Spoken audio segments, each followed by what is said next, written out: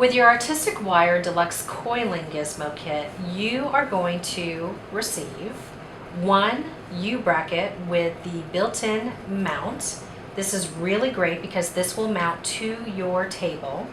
You're also going to get 5 crank rods, and you can see that there is a really tiny one right here.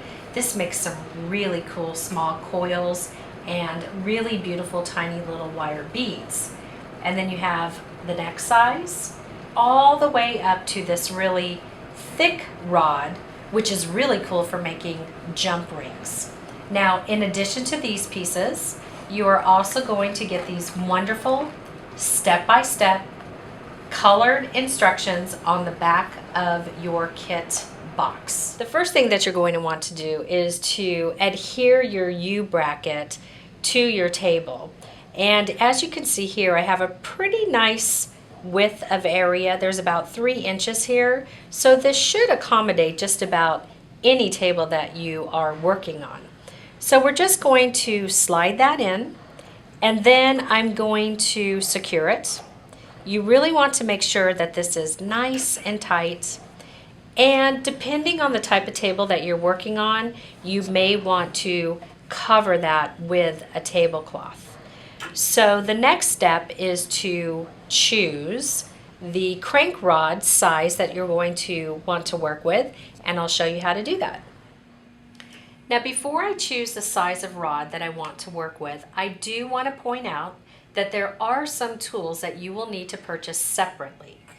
Your wire cutters, round nose pliers, and nylon jaw flat pliers will be essential when you are doing any type of wire working, especially when you're using the Artistic Wire Deluxe Coiling Gizmo. Now, as you can see, there are a variety of sizes, and we start down here with a very small coil.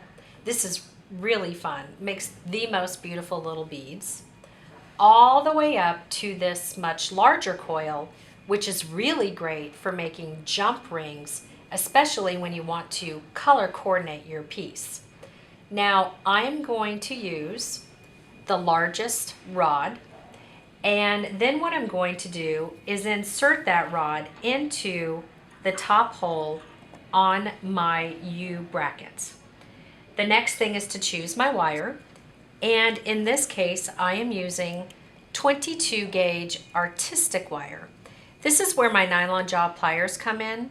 I'm just going to remove that kink. I really enjoy working with these. Now again, this is a 22 gauge wire, but you can certainly work with any wire gauge from 18 to 26. 26 would be much thinner, 18 would be much thicker. So what I do is I take the wire, and as you can see, I'm working from the spool.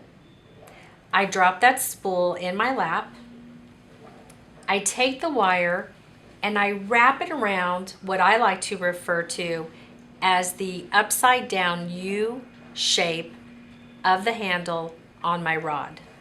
So that wire is nice and secure, and the wire is towards me. I bring my hand up, and with my thumb, this is the magic, I start to create my coil. Now, as you can see, I really want to make sure that those coils are nice and tight together. And if they do spread apart a little, that's okay. You can just scooch them back together. And then I'm just going to make this coil, a couple inches long.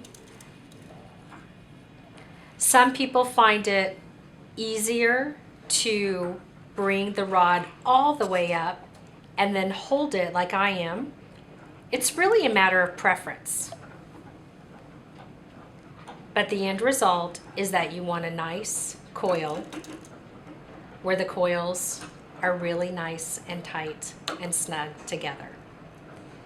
Now, you can use these coils just like they are for paper crafting. We have some really beautiful cards that have been made. You can use this coil alone and wrap it around a really beautiful bead for a pendant in a necklace. And depending on what you're making, That will depend upon how long you will make your coil. Typically, I like to make my coils about 2 to 3 inches long. And I do believe that we have a coil that's about, oh, let's just say 2 1/4. So we'll go ahead and stop. And then what I'm going to do is unwrap that wire from the handle, slide the rod off, and then very carefully, I'm just going to remove the coil off of the rod, take my wire cutters, and right down here, I'm going to remove that from the spool, and there's my coil. And then up here, we'll just go ahead and trim that off. And then we have a beautiful coil that we can use, like I said, on our paper crafts, our cards, our scrapbooking. And remember how I mentioned you can use these for coordinating jump rings? Well, let me show you really quick how to do that, because I really think that this is a fun technique. I'm just going to find, let's see if we can see that. We're just going to find the end of that cut. I can feel it with my finger now. Then I'm going to take my wire cutter and very carefully right there, oh my goodness, look at how cool. We have a jump ring.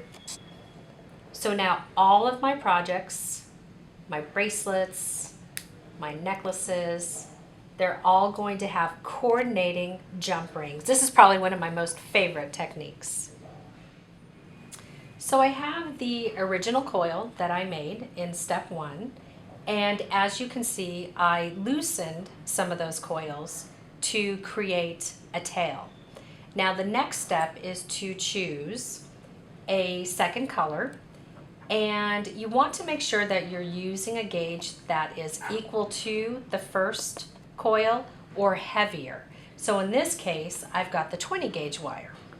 So this is a beautiful rose, and I'm just going to take that first coil, insert it, and just let it drop. I'm then going to bring that back to the bracket and the rod that we started with. I'm going to wrap that wire around the handle like I showed you earlier, and then I'm going to make a very short coil, probably about 1/4 of an inch or so, about 5 times around.